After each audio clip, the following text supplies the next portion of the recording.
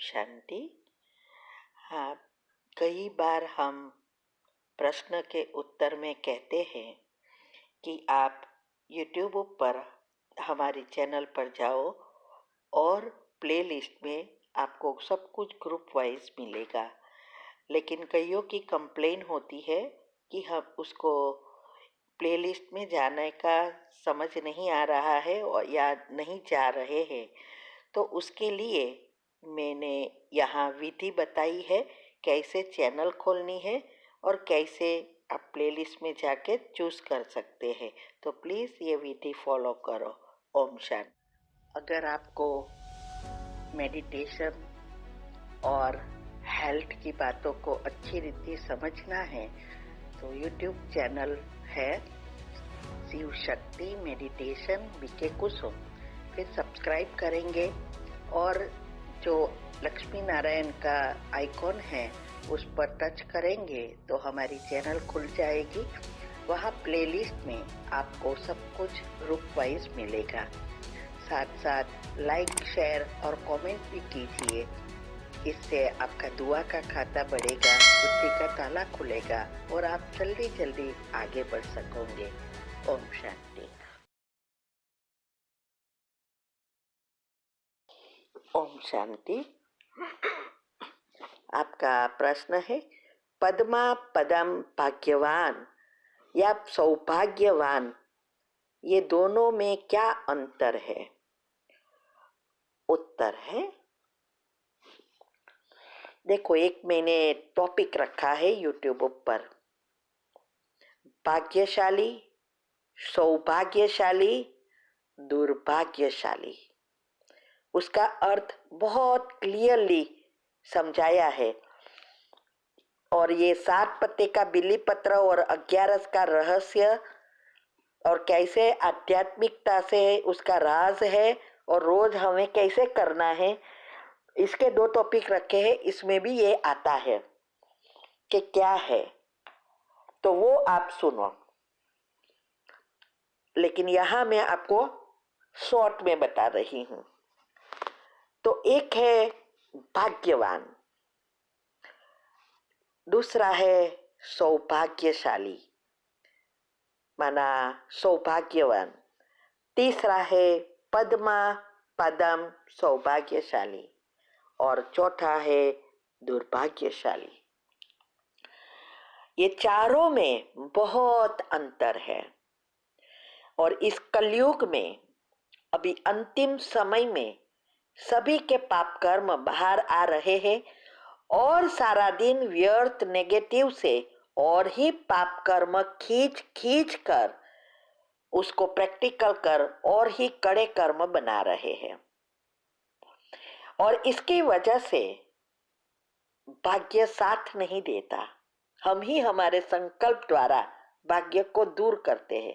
इसीलिए कहते हैं ना, ये इतनी मेहनत करता है लेकिन वो जितना इसके पीछे पड़ता है उतना ही भाग्य दूर जा रहा है।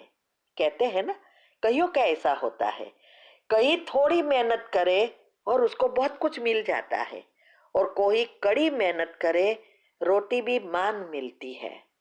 ये सब क्या है? ये है कर्म का खेल। कर्म की गति भी आप सुन सकते हैं, आध्यात्मिक रीति से मैंने रखी है।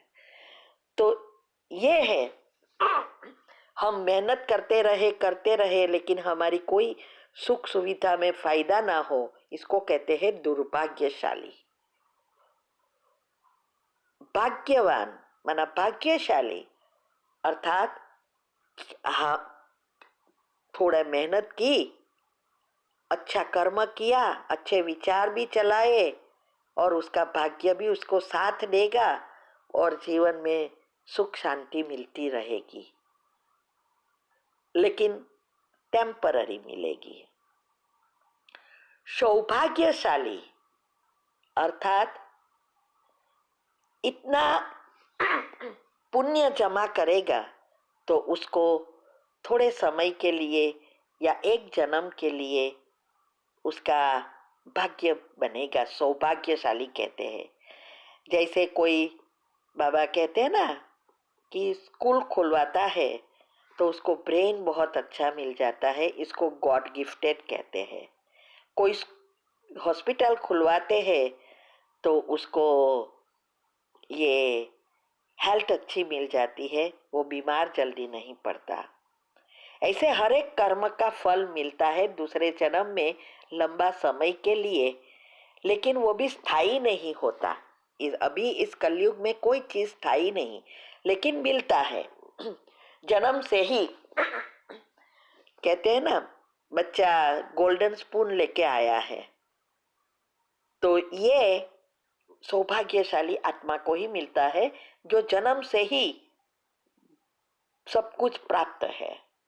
और पद्मा पदम सौभाग्यशाली का अर्थ है सतयुग, 21 जन्म का भाग्य। क्योंकि वैसे द्वापर से हमारी कर्म की गति एक का एक होता है। आत्मा के साथ हिसाब किताब, प्रकृति के साथ हिसाब किताब, सब एक का एक होता है। लेकिन जब हम भगवान के बच्चे बनते हैं तो एक का पदम गुना हो जाता है। और इसकी वजह से थोड़े समय में हमें सतयुग और त्रेता का 21 जन्म का भाग्य हम बना सकते हैं। मैं तो कहूंगी 84 जन्म का भाग्य बन रहा है। तो अभी हम एक चीज कुछ करते हैं तो वो 21 जन्म के लिए फिक्स हो जाती है और फिर आगे जन्मों में भी प्राप्त होती है। और हम जो अभी सब सेवा सिखा रहे हैं बाबा, बच्चा बनाओ, हाँ, बाप बनाओ, ये जो भी सिखा रहे हैं वो सेवा क्या उनके लिए चाहिए? उसको बच्चा क्या कैसे बनाएंगे? वो तो बिंदी है। तो बच्चा बनाने का अर्थ अच्छी रीति समझना है, उसका भी मैंने टॉपिक रखा है। और फिर देखना है बच्चा कैसे संभाल करता है।